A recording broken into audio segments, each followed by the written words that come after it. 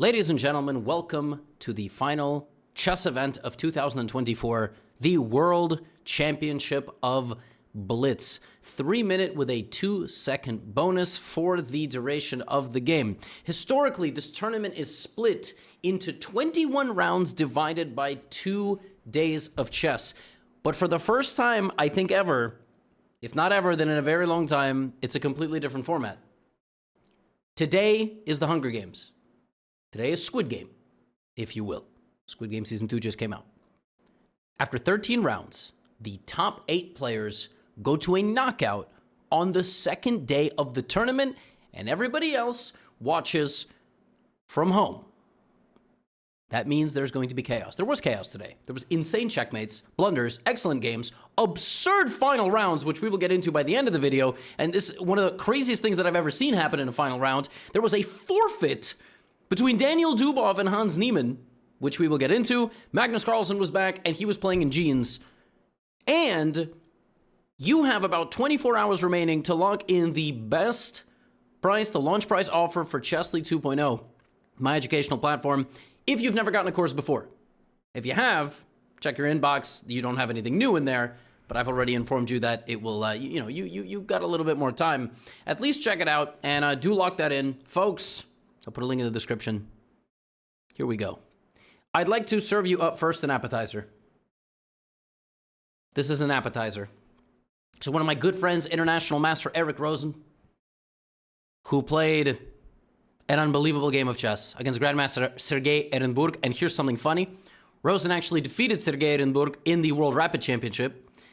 So they play a rematch in the World Blitz. And Eric Rosen, let me mute that a little bit. Eric Rosen plays a Stafford Gambit. If you've never heard of the Stafford Gambit, it's a poisonous variation after the Petrov defense. And one of the reasons I don't like I don't like going into it very much. So instead, I actually like to play d4 here and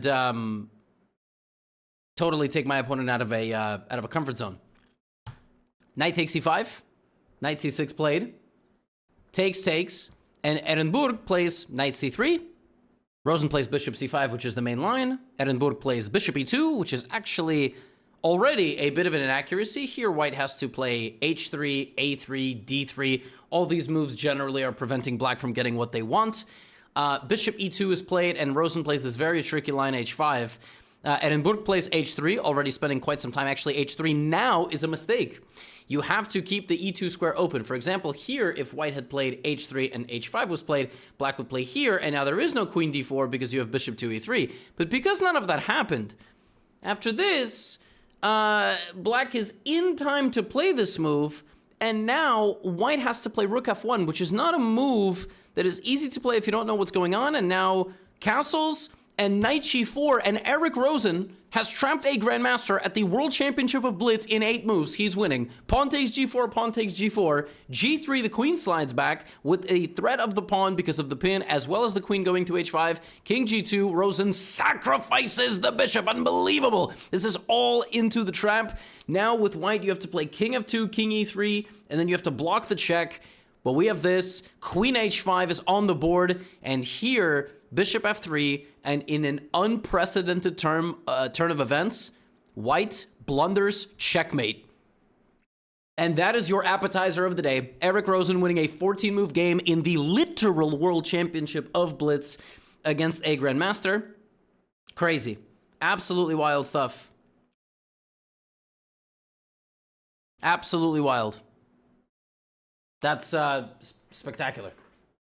I mean, what can I say? just amazing. Just absolutely amazing. And that's the first game of the day. There were memes all over the place. Magnus showed up to his very first game, of course, late by 1 minute. And actually, when the round started, I was like, is he even going to make it to the game at all? Then he got rolling. He won the first game. He won the second game. This was his third game. He's playing Benjamin Bach, grandmaster from the Netherlands.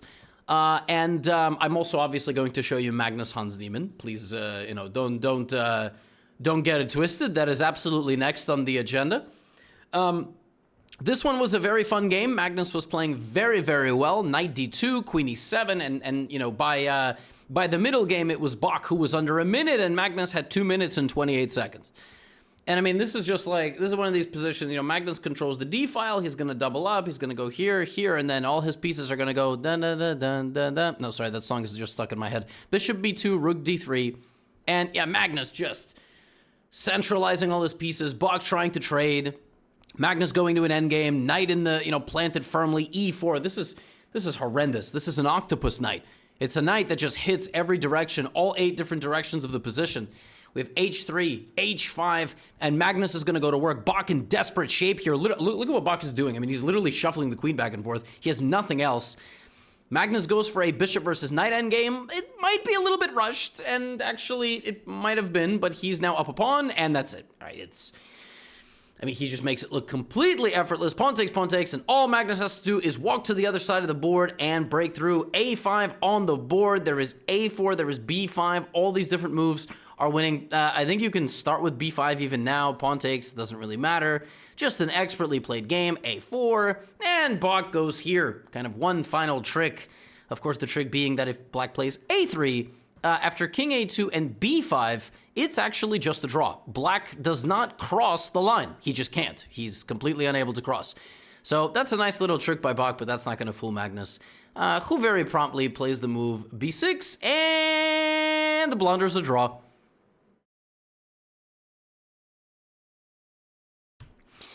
Yeah, even the world champion makes mistakes. It must have been the genes. B5 here just wins. Like it's not even fun. Like B5 is an auto move because it attacks the pawn, and after pawn takes, king takes, you lose because you have to walk back. And normally this is a draw, but not with more pawns that Black can go in. B5 is automatic. Magnus goes B6 because he's like, well, I just win the pawn. Nope, this is stalemate. And the craziest thing is, not only is this stalemate, Black doesn't have another move. Black can go here and actually almost lose the game, but then he would have to give up the pawn, and, you know, White would go here and this is just a draw because nobody can get in. Unbelievable. I've never seen something like this. Magnus had 1 minute and 15 seconds to 5 seconds. He autopilots B6, throws away half a point. Nuts. But that's not the only thing that was thrown away. All right, that was, yeah, I mean, we're gonna get to it and more. All right, now we have this game, Magnus versus Hans, which I'm now actually realizing. Oh, wow. Oh, breaking news. Oh, breaking news here. Oh man. Oh, that's tremendously disappointing. Okay, well, I'm gonna show you this game anyway. I'm not gonna spoil anything. I'm just tremendously disappointed. Okay, so this one is a 4 knights. This is a very tense game. I mean, it's a pairing deep into the tournament. It's also the first time these two have played over the board since Singfield Cup.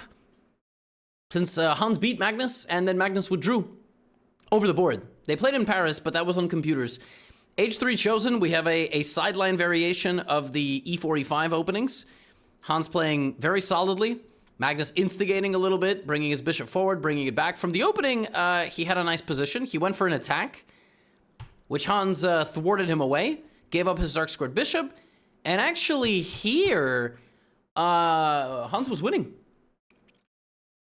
According to the computer, Hans was winning for a move. All right?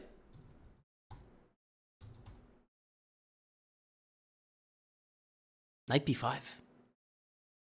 And the rook is trapped. Which is crazy. Knight B5 straight up traps the material. And the craziest thing about Knight B5 is they both missed it. Imagine if Hans played Knight B5, locking the rook in the corner. That would have been wild stuff. That would have been wild. You can't take it because the queen is hanging. Hans goes here, though. And now the game goes back to normal. And now I'm going to show you why I'm tremendously disappointed. Magnus built up a massive advantage in this game. He had a very nice position. Here, by the way, there was rook b4, which is a double attack. You may be wondering, how is it an attack on the knight? Like, what if the bishop goes, like, to b5? You have bishop takes b5, a takes b5, and rook f4. And this is why this is a double attack, because you attack this, and the pawn on f7, and after knight f5, there is g4. And White wins. White picks up. So it's kind of a double attack that leads into another tactic. But no, the reason why this is tremendously disappointing is this game spiced up, and rook takes e8 appeared on the board. And the broadcast died. And I thought the broadcast died on the live stream. And I thought maybe it would be loaded afterward, but it looks like the broadcast just died completely.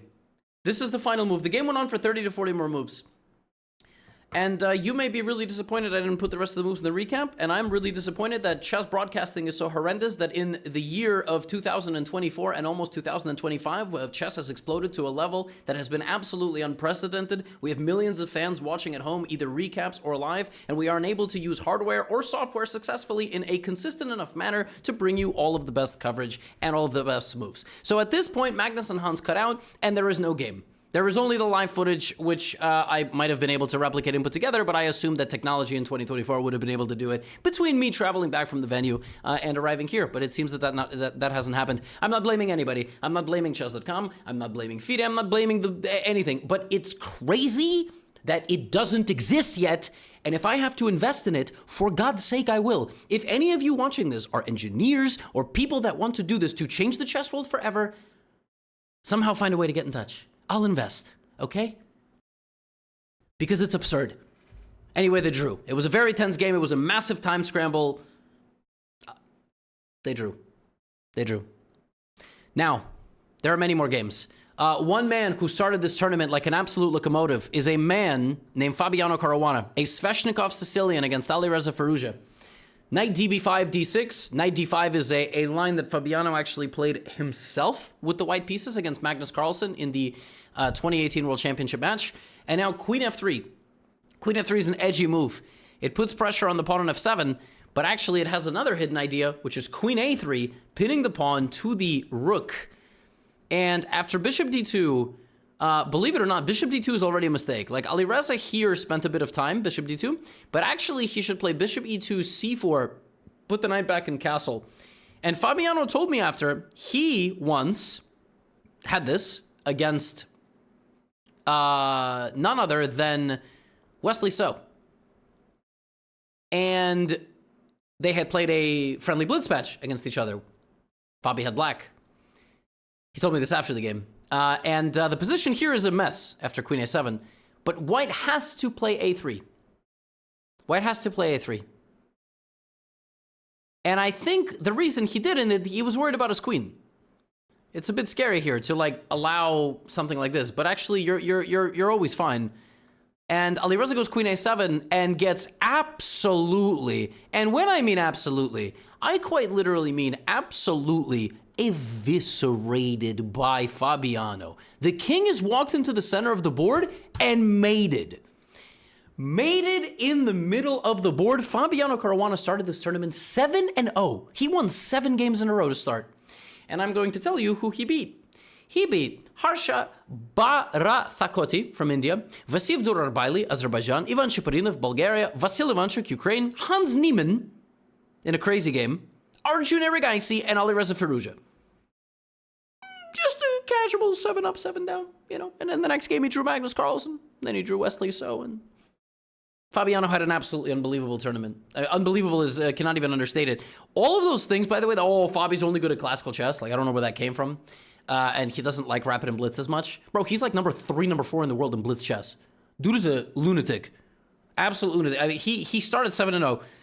The previous 7-0 was more impressive because it was classical and it was against all the top players in the world. Here, he didn't play all the top players in the world, but it was still sensational. Now, this is the entire game.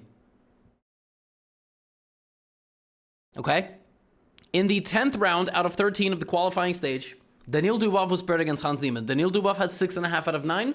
Hans Niemann had 7 out of 9. Daniil Dubov did not show up for the game. In 2 separate statements, I interviewed him as well. Met him for the first time. Nice guy, by the way. Absolutely. Just very charming guy. Gave me 3 handshakes.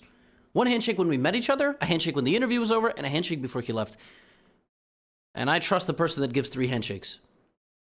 He didn't show up for this game. Is it a statement? Because of who Hans Niemann is? Hans Niemann then tweeted, he said, cowardice is the absence of character. And then he said, I'll play Daniil anytime, any place. The money can be raised to charity. And all Daniil said, he gave a statement. He said, I overslept. I'm jet lagged. He then said a few other things and said, you know, You can read between the lines if you're not an idiot. So this is a crazy result because Hans Niemann gets a free point. And my argument, and I saw Daniil and I had to interview more people. I didn't have a chance to really talk to him about it. I was like, if Daniil really isn't oversleeping and he is trying to make a statement, to make it in the 10th round out of 13 of a world championship, that's a bold thing to do because if anything, you're just going to send Hans into the top 8. So that happened. More on Daniil Dubov later. Now, some really, really excellent chess was played at this event. Magnus Carlsen, Levon Aronian. By the way, Levon is just like the best guy ever. I mean, I've interviewed him like 3 or 4 times. If you haven't watched, then he's just a sweetheart. These guys play in open Spanish. This is one of the most complicated and fun openings in chess. Knight c5, queen d7, very, very dynamic stuff. This was played in many world championships in the 20th century. Nowadays, it's not as popular, but the positions are super complicated. Levon puts a knight in the center of the board, and watch what Magnus does here. He sacrifices his rook, and I'm not going to yell it because he didn't really move it. He gives up a rook and puts the knight on c5. And when I say Magnus Carlsen played this game like an actual computer, that is what happened. So from this point forward, watch as he offers a bishop trade, by the way, which is not good. It's not good for black because black has 2 rooks, but relative value of pieces dictate, like these rooks are 5 points, but the knight is 3, but relative value of pieces dictates that as the game is progressing, the piece value changes. That's sort of my argument. So bishop h4, f5, bishop e7, rook c1. He is happy to go to an endgame that looks like this, and Levon plays c6 because he actually wants to trade the rook. Look at this absolutely fascinating concept. C6 is a free pawn, which Magnus doesn't take because taking it would improve black's position, and instead white can just easily make progress. I've never seen something like this. This is completely computer-like. This is an engine game if I've ever seen one. I didn't even have a chance to talk to Magnus about this game because they had to play 13 games. Look at this. Levon has to give up a pawn to activate his rooks. That one actually had to be taken, otherwise black would have continued to make progress. Look at this. He grabs a pawn he plays before. This is exactly how an engine plays. Rook back to c3, solid, starts targeting the pawns, and suddenly Levon has 10 seconds to defend himself, and once Magnus gets an opening, he's gonna fill the hole. Pause. Pawn takes, h5, the king walks in, and there is nothing you can do. I've never seen a game like this. This is what it's probably like to wrestle one of those Dagestani Russian dudes. Like I always say, playing against Magnus is kind of like wrestling Khabib, right? The king goes to e6. Okay, here there was some absurd way to draw the game. If you put the rook in h8, it wasn't a clean conversion with less than 9 seconds on the clock, but bishop d6, rook d8, and you queen, and the bishop protects the promotion, so the rook would have to be just a breathtaking game. I mean, Magnus gave up a rook for a knight and just won this position. I mean, bro literally has less material. It's rook and bishop versus 2 rooks. But white dominates. White dominates positionally despite being down material because the bishop is simply more mobile. Just sensational stuff. Like, completely sensational. Like, What can I say? Really. Just awesome. That was a big win. Now, I have more games. So people are chasing the top 8. We have here Bortnik and Murzin. We have, I told you, Dubov is back against Prague. Then I will show you the last 4 rounds, including Magnus versus Firouzja. Very, very excellent stuff. Very dynamic and exciting chess. So all these people are trying to qualify. Murzin is the world rapid champion. Alexander Bortnik is a monster. He is really strong. He's over 3,000, 3,100 online constantly. This is a Berlin played by Murzin and Queen E2.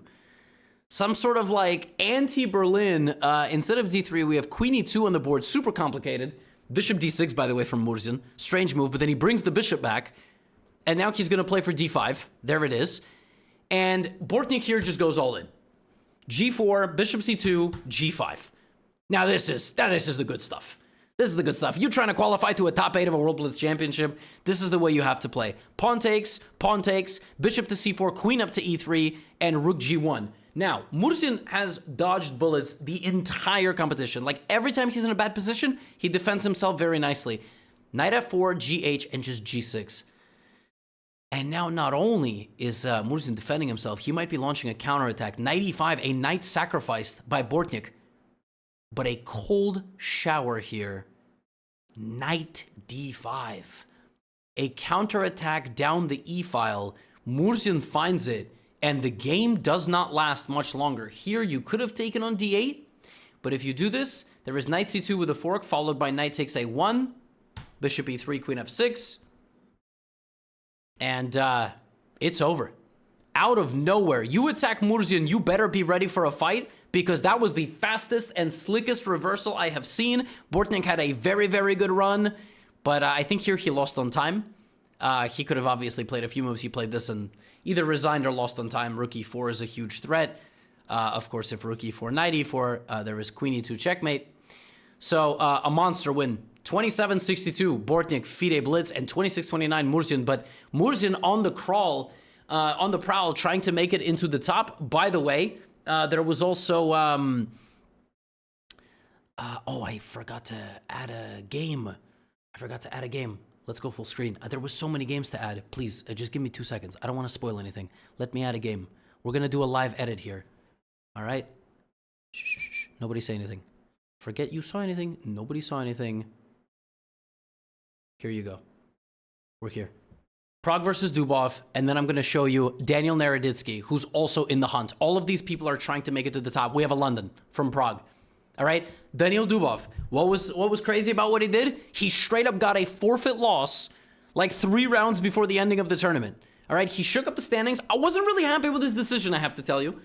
Daniel, you're a nice guy. You said you're a fan. I'm a huge fan as well. But listen, I gotta say, like, I don't know what it's like to take a strong stand on something. Oh, look, he overslept. He said it himself. What am I talking about? I'm not going to make it a bigger deal. He said he overslept, Gotham. Stop making drama out of stuff. All you do is clickbait and make drama videos, Gotham. There is literally nothing more beneficial to your content. All right? Not like you've inspired potentially multiple generations of families and people to, play chess together and enjoy this amazing board game that's having a revolutionary moment in history. Anyway, what was I saying? Right, Daniil Dubov, Prague, very tense game. Notice how both boys have about 14 seconds and 5, and Daniil launches a same-side attack. Prague has 7 seconds to react. H4, GH4, Daniil Dubov arrives into the position of Pragnananda. Check.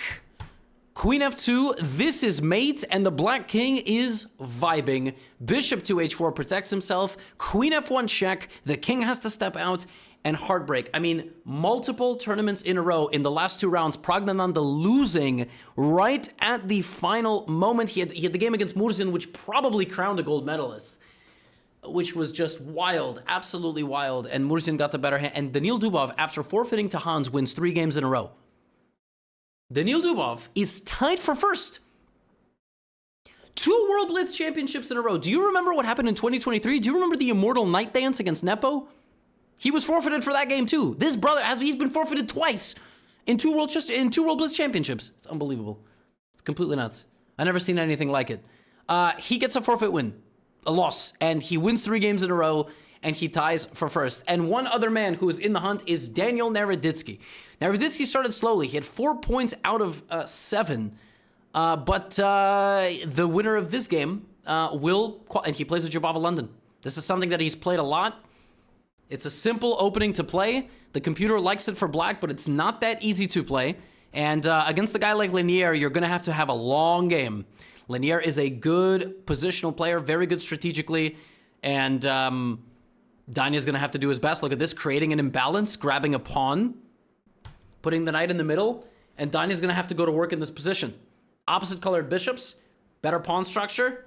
Sorry, I had to go forward 1 more move. Opposite colored bishops, better pawn structure, no extra pawn, but this is what we play for, all right? H3, rook c1, rook c6. Lanier could have put the queen on a4 maybe, but it would have been very passive, and actually not, it would have been passive. It actually just loses the game straight up tactically. I'm going to shut up now. Queen f5, he has to go down a pawn, and Danya has to win this position. Extra pawn, but is it going to be enough? 32 seconds, but Lanier down a lot on time, and that pawn could make it go. Uh-oh. Now this is stressful. Rook d7, bishop d4, and suddenly Danya's making a lot of progress. He's giving a lot of checks, and the king has made some progress here, and now he's 2 pawns up. Rook g7, Danya's setting up a mating net here. Watch with the g-pawn. Now Danya's up 3 pawns, and watch as he walks in the h-pawn. b7 is on the board, b8 is a threat, and Daniel Naroditsky wins 5 games in a row. And he's also in the hunt for first place. I was fist pumping. I was rooting for him with everything, all the horrendous things going on. I was rooting for this man, and he gets a huge win. And this leads to the most absurd final round of chess I have ever seen. 8 guys tied with 9 points. 5 people on 8.5. That means that the final 8 are all there with 9 points, but there is one more round to go. Some of the 8.5 pointers could catch those guys. Do the 9 pointers play for a win? What do? Now, if people are tied in chess, we use something called a tiebreak system. Sometimes we have a playoff, but in this case, it's a tiebreak system. The first of which is basically like the sum of your opponent's scores minus the lowest performing opponent. Something along those lines. There's a whole complicated system. It's all on chess results. So who's going to play for a win? Is Firouzja Carlsen going to be a game where somebody plays for a win? No, the game literally ends with a repetition immediately.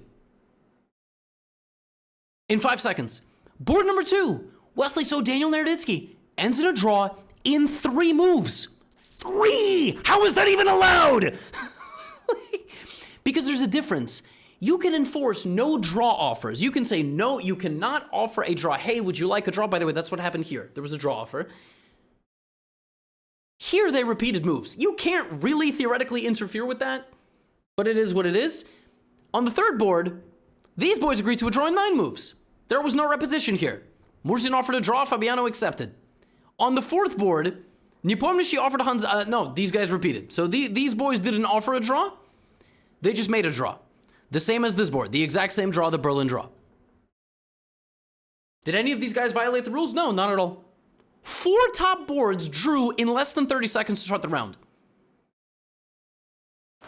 Which means the winner of this game and the winner of Prague versus Dubov, which we already took a look at, has an opportunity to spoil the show. The winner of Levon versus Jan Krzysztof Duda. Jan Krzysztof plays the Nimcevich Sicilian, which is a crazy line. Crazy offbeat weapon. Black is worse. Black is just always slightly worse here, but for Blitz and a final round of a World Blitz Championship, this is what you play. Levon makes a mistake in the opening, allowing Jan Krzysztof to kind of seal off the passageways, but it's an absolute mess of a position. King G1, Levon's got a nice position. Bishop C2 looking for an attack, takes a pawn on the queen side, and he's simply winning. Levon has a much better position. Bishop to B5, he has to lose the pawn on A3, but the knight needed to go forward. It wasn't really clear where the attack was after that, but queen D2 and D7 is super weak. If black plays rook F7, the bishop is trapped. It's a mix of several problems in the black position, but knight D2 is the wrong destination, and suddenly Duda makes a comeback. The bishop repositions itself, somehow black has counterplay, and it's chaos. 10 seconds versus 9, the winner of this game is maybe making it to a final 8, and Levon goes for a queen trade in time trouble, and that was the wrong decision, as now the pawn structure for black is simply much better than it is for white, and Duda is up 2 pawns. And slowly but surely, he converts the win. A heartbreaking defeat right at the finish line for Levon Aronian. Jan Krzysztof Duda ties with the others. Folks, allow me to show you the final standings of this tournament. We have 10 guys on 9.5 points, and only 8 of them, according to the tiebreak rules, are allowed to go through. Daniel Naroditsky and Danil Dubov have been eliminated from the final 8 bracket due to tiebreaks. And the final 8 bracket, thank you to FIDE, by the way, for this bracket, is this. Nepo versus Murzin, Firouzja, Wesley So, Duda versus Caruana, and Carlsen 3 versus Niemann 6. Crazy. Apparently, the format of the final 8 is a best of 4. So they play 4 games of blitz chess. If it's 2-2, I guess they have some sort of Armageddon. Insanity. Fabiano and Magnus had the exact same 2 tiebreaks.